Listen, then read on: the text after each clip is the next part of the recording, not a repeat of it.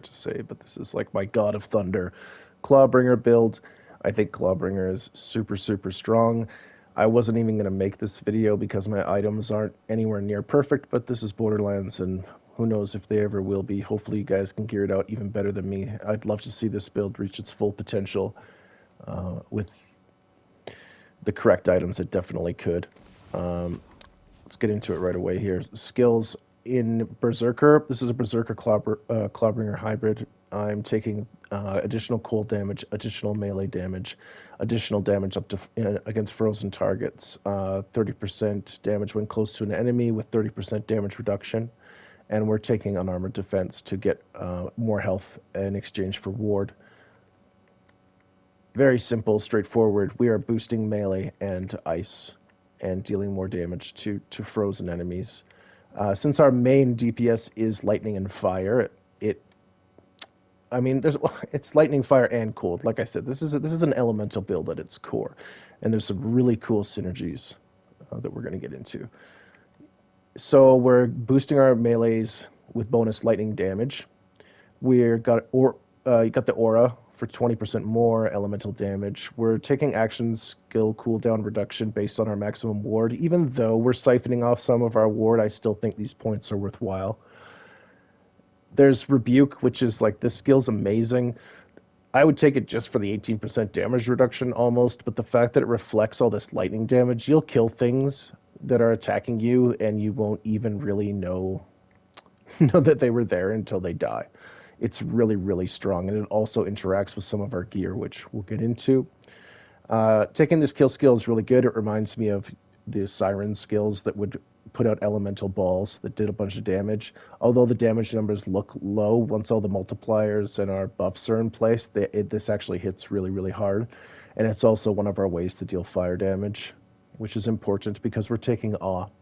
And Awe, obviously, as we flip between fire and lightning damage, boosts our crit chance and crit damage. I take Storm Breath. It deals a pretty decent amount of damage. I mean, the pet will do work despite not really speccing that hard into pet stuff. He still will do a good job. And also, we want the 12% damage reduction. The more damage reduction, the merrier. And boy, do we have a lot. We've got 12% here, 18% there. We got the old ways for another 30%. Like, our damage reduction is off the charts, which is great for a melee build. And then finally, I am taking the Capstone. I would take this no matter what just because it looks so cool. But it does a decent amount of damage. I do think the cooldown needs to come down a little bit. 25 seconds is a bit too long. But it's still worth taking. I mean, I'm putting this much into Claw anyways. Might as well take the Capstone. And it looks so cool. I love the animation. And it's another way to deal fire damage, which again is important for proccing Awe.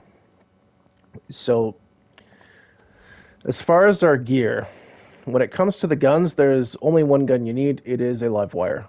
The live wire, as confirmed by devs, it is supposed to work this way, although it might be proccing too often currently. But even if it does change to every second strike rather than every strike like it is right now, I think it's still worth using. This isn't even a great live wire. You could get a much better one than this, a chaotic or a volatile. But the important thing about the live wire is that when we melee, our attacks chain lightning all over the place. And so if you're meleeing a mob in the middle of 20 other mobs, they're all getting shocked by this live wire damage, and it adds up really fast in proc status. So it's super, super potent. It's the only weapon you need. My weapon is the biggest bonk stick you can get, although it's not bonk brand, which is kind of weird to me. Valora has the hardest hitting weapons. When it comes to scaling melee damage in both raw Berserker build and Clawbringer build, the base damage of the weapon is the most important thing. You want these to be as high as possible. A perfect one of these would be like, it's volatile, it's breaking 1400 damage, and whether it's ice, lightning, or fire is great for us. And you might even make a case for acid, since that's the only type of damage we're not dealing. Throw some of that in the mix as well. As long as it's elemental in some way, you can't go wrong, and as long as it has very, very high damage. This one has Warrior on it, which is more damage reduction, more melee damage dealt the more we bonk. That's cool. It might be better to take action skill cooldown there. You could take Vampire for lifesteal if you really wanted. The Warrior is good, but it's not like mind-blowing because melee damage dealt is just one more melee multiplier, which we already have a lot of, so it's not as much damage as you might think. So just the biggest bonk stick you can find, biggest Valora weapon you can find. Should stop saying bonk stick because there actually is a bonk brand. The biggest Valora sword you can find, most damage. So when it comes to our rings, we're taking mood rings. Since our ward's never full, they're always procced. Melee damage is the only thing I really cared about here. And they're just the best ones I've found because I'm all solo self-found, like a scrub. But to me, the perfect ones would be two volatile ones that are melee damage with probably action skill damage and cooldown would be ideal. But melee critical damage is fine. We don't really need any more crit. Like, we're going to be critting constantly, but you could take melee crit. It's just whatever you can get, right? This shield is nasty. It's one of my best pieces of gear, in my opinion. Like, one of the best rolled pieces of gear. This, you don't need this shield. Any shield will do. Just pick a shield with a lot of capacity. That's about it. But this Mace Wardu rolled ridiculously, and it also reflects melee damage back when people attack. And since we're scaling melee damage to Kingdom Come, they're just literally smacking themselves to death to like full melee damage. It's a really, really good shield, but any shield will do. The neck is like a Stabomancer neck because as much as I farm this, I cannot get an equivalent one. At least it has lightning damage, that's good. But even then, it has gun handling and dark magic efficiency. Totally useless to the build. This is what I mean by the build could be optimized a lot better. If this was lightning damage and Clawbringer power with action skill cooldown and action skill damage, or something along those lines, or anything to do with melee damage, this would be a lot stronger.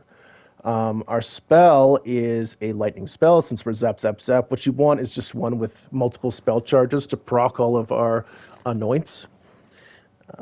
And I'll get into the anoints afterwards. So this has 3 charges on a 13.9 cooldown, and it deals a very decent amount of lightning damage. And you might say, well, with all this melee damage, how are we doing ability damage? How are we doing spell damage? Well, the class mod strings it all together.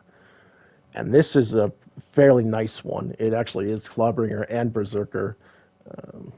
I mean, obviously, companion crit chance is kind of whatever. I mean, I have a companion. Ability damage is great, and max ward I'll take any time.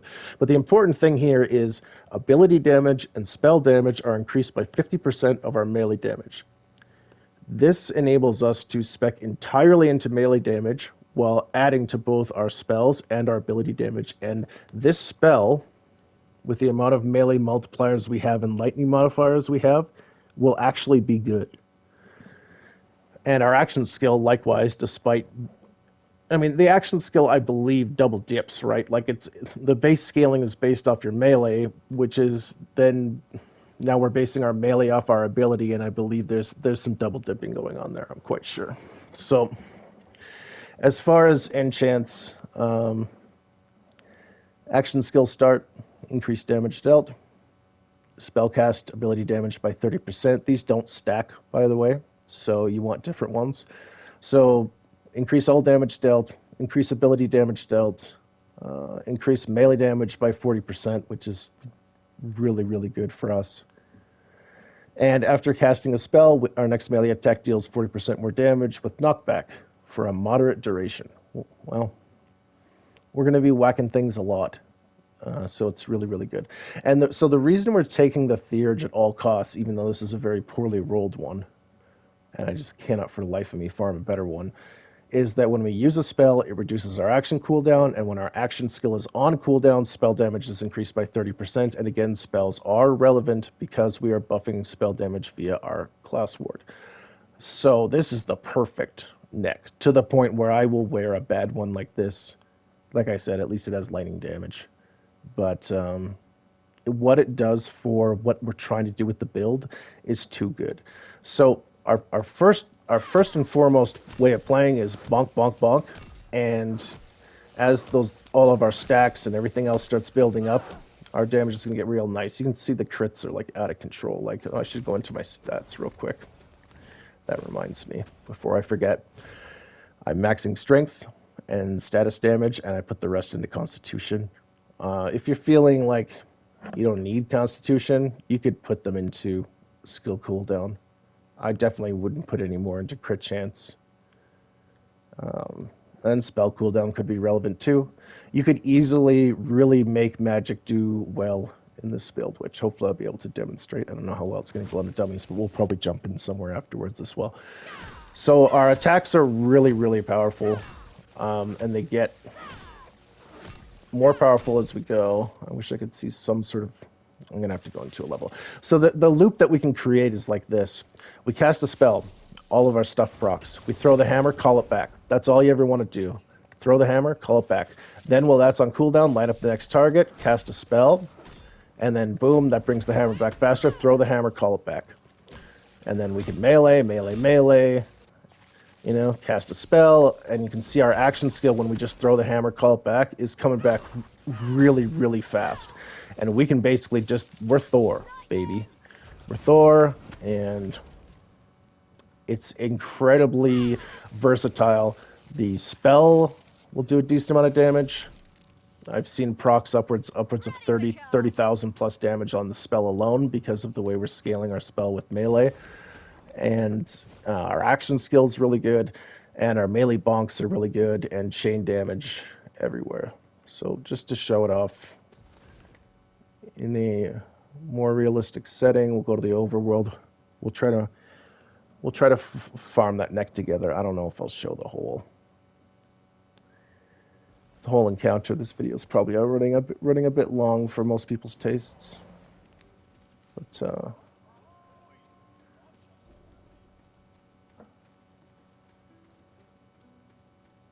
we'll show it. It's in action to some degree, and as we all believe, when they increase mob density, this build is really gonna fry. This build is going to excel in high mob density. So we're on Chaos 20.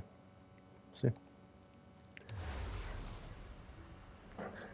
And man, and keep in mind, my gear is not optimized. Like, those rings could be way better, and the neck isn't even for my class. And like, you'll see how this performs once we get going.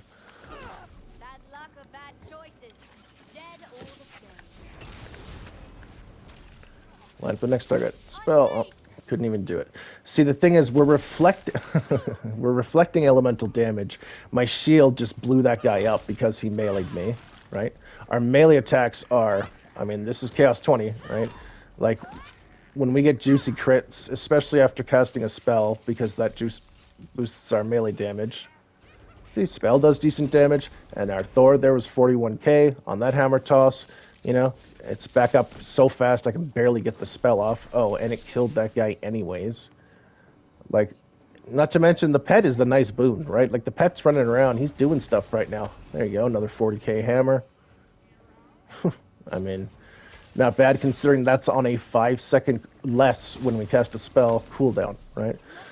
Throw it down, cast a spell, comes back even faster, and as you can see, spell does good damage as well. Hammer, call back, you know. So that's a lot of ranged utility between the spell and the throwing of the hammer for a melee build, right? At its core, we're scaling melee. We just happen, because of the beautiful Warp Paradigm class mod, we're just able to scale this into everything except gun damage. And, like, you know, who cares about gun damage, really? You can take your liquid cooling. There's 16k, and that was just on a raw, the first cast. 16k on that lightning bolt. This thing has 3 charges. Boom. Boom. I would run if I were you. I mean, this can do Chaos 20 chamber runs very, very easily. The hardest boss is the Thunder boss, the Nightmare. But I've killed her on Chaos 20 with this setup. It's challenging. You could easily change to the Fire Hammer as well. Like, I don't think it's... I think the Lightning is better just because it gives us more ranged utility. And the Hammer hits everything in a line. That's important to note, actually.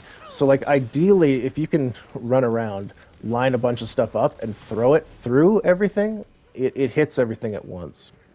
And I would never leave it down because the little bubble it creates isn't worth the cooldown. Yeah. Every 5 seconds, I can throw out that hammer. Quite the collection. Never send a corpse Well, into a killer's those tomb. cool like red lightning things are that animation I said I liked so much with the capstone skill.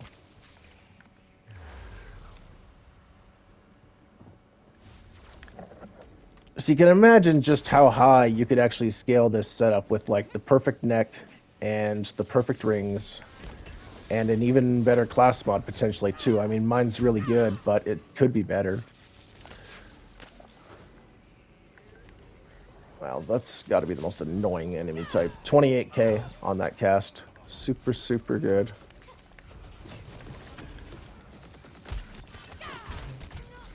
Like, there's so much ranged utility that sometimes I forget to melee, even though we're a melee build. But, like, the melee is quite strong, as you can see. Like, the melee will mess things up. It's just there's so much we can do with this build. We can cast spells and, you know, throw lightning bolts and also we're reflecting all this damage and we have all this damage reduction. It's such a cool setup. I really like this build.